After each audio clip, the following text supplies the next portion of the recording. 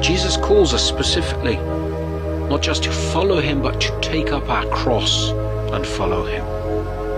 Take up your cross and follow me, he says. Now, St. Gregory the Dialogist teaches us that really there are two principal ways that we can do this. First, of course, is this denial of the body through abstinence and fasting. It afflicts the body. But secondly, we must afflict the heart through love. The body wants to consume, to take, and we afflict it by denying it. Similarly, the heart wants to judge, wants to prove itself, wants to be full of pride. And we afflict the heart through love, through humility. Both are a denial of self. But we must be careful. Even